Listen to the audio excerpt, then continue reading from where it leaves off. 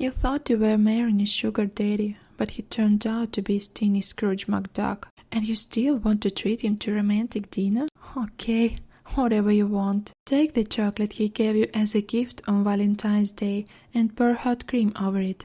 Melt it in a double boiler until it reaches a smooth consistency. Put it in the refrigerator until it thickens. Now you can start shaping the candies. Crush freeze-dried raspberries into powder and coat the candies with it. Yes, he won't expect the tartness on the top of the candy, but you also didn't expect him to not give you an iPhone as a Valentine's Day gift.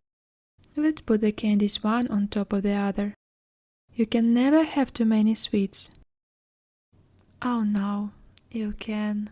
Now take a pear from your garden, as your beloved despises store-bought fruits, and you carefully grow your own. Wrap it with a thin slice of prosciutto. They doubt they will be able to weigh it in the store, and you might get it for free. Add some cheese from the back of the fridge, already covered in blue mold.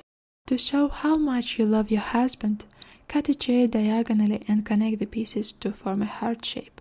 Skewer it with toothpick, starting with the spinach leaf, then the tomato heart, and the mozzarella ball. We lay out our snacks, alternating one with another. It's time for sandwiches.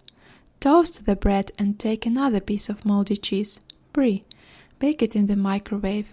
On top, add a little cherry jam, but don't overdo it. You don't want him to call you wasteful again.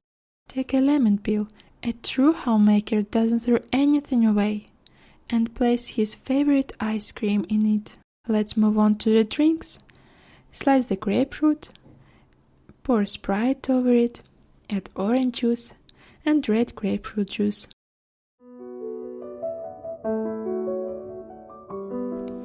I understand. Everyone still has one question. Where did you get the money? You had to spend on Sprite after all. Yes, he's Cheapskate, but you know where he keeps his stash.